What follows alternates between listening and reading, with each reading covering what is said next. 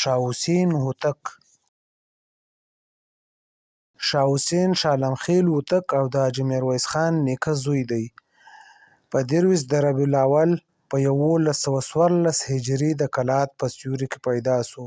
هغه وخت چې میرویس نیکه د بیت الله او اصفهان په سفر و، شاه حسین کوچنی و او له ملا یار محمد هوتک څخه یې درس لوسته. تر 12 کالو پورې د عمر یې فقه، تفسیر، منطق او د بلاغت کتابونه ولوستل او په کندهار کې له پلاره مصالحه د امورو زده کړل. حاجي میرویس خان په 28 د ذوالحجې 1120 سنه هجري په کندهار کې وفات شو. حسین هغه مهال 14 کلن و او د خپل مشر ورور شاه محمود سره و. میر عبدالعزیز د میرویس نیکه ورور په کندهار کې مشر شو، خو له ولس سره یې لاره نه وړه، تر څو په 1119 هجري کال د شپې د نارنج قصر له بامه خطا سو، راولوېد او یا هم ووژل شو. د خپل کاکا تر مرګ وروسته میر محمود په کندهار کې پاچا سو. هغه د سیستان او کرمان په خوا لښکر وایست. په سنه 1135 هجري چې د اصفهان د ضبط دپاره ولاړ، په کندهار کې یې خپل ورور شاه حسین پاچا کړ او د کندهار او فراه پاچاهي یې تر غزني شاه حسین ته ورکړه. د ټولو غلجو ملکانو، خانانو او مشرانو شاه حسین په خپله پاچاهي ومانه او خطبه او سکه یې په نامه جاري شو. د پټې خزانې له قوله شاه حسین یو دلاور پاچا و. په فقه کې یې مسائل ارکان خمسه کتاب لیکلی و. یو لوی عالم چې د ده په عصر کې یې ژوند کاوه د کندهار جامع امام ملا محمد یونس توخي و، چې د ملا محمد اکبر زوی او د علومو تدریس یې کاوه. د جامع فرایض کتاب یې په پښتو لیکلی دی. بل عالم ملا زعفران ترکی دی او د محمد چې د باچا زوی دی استاد هم و. ملا زعفران په حکمت او ریاضي او طب کې استاد و او د ګلدسته زعفراني کتاب یې په حکمت او طب کې لیکلی دی. پاچا شاه حسین په جنګ کې لومړنی و او د ممالکو په نیولو کې ګړندی. د غلجو طوایف تر غزني پورې د ده پاچاهي منله او په ابدالیو کې تر سیستان او هراته حکم کاوه.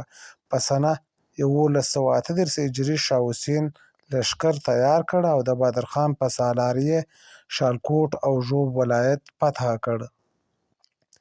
په کال 1139 هجري په خپله باچا دیرجات فتح کړل او تر ګومله یې ضبط کړل. اوس په دغو ټولو مځکو د ده سکه جاري ده او حکم یې روان دی.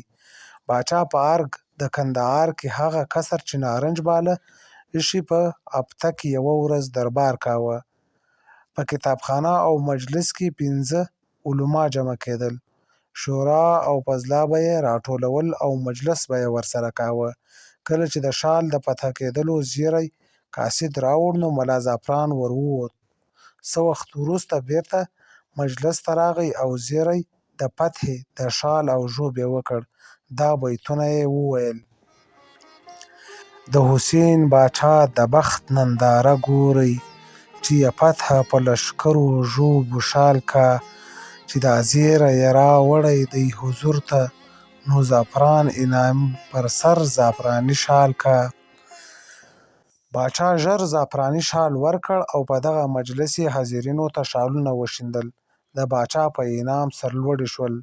شاه حسین په پښتو ژبه شعرونه هم ویل چې د نمونې په توګه به یې لاندې غزل وګورو: بیلتانه دې د غمونو په چپاو چور کړم، په تیارو کې د هجران یې له تا دور کړم.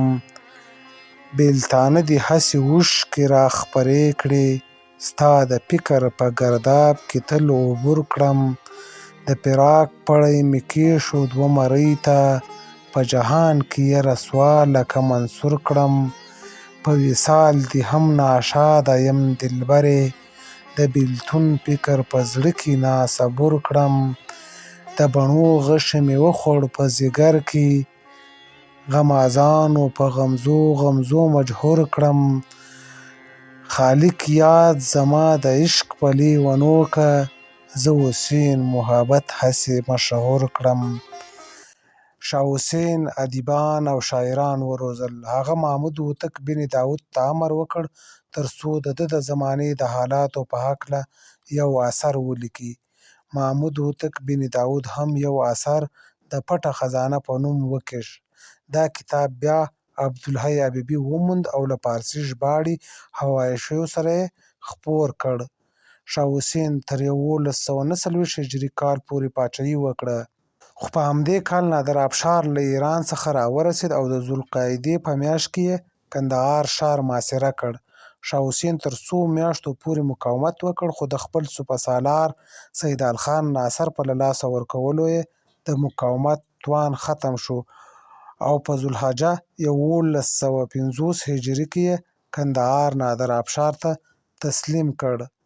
ظفر کاکاخیل لیکي نادرشاه د شاه حسین له زړورتیا اغېزمن شو، نو ځکه یې په دې شرط ورسره سوله وکړه چې شاه حسین به د کندهار والي وي.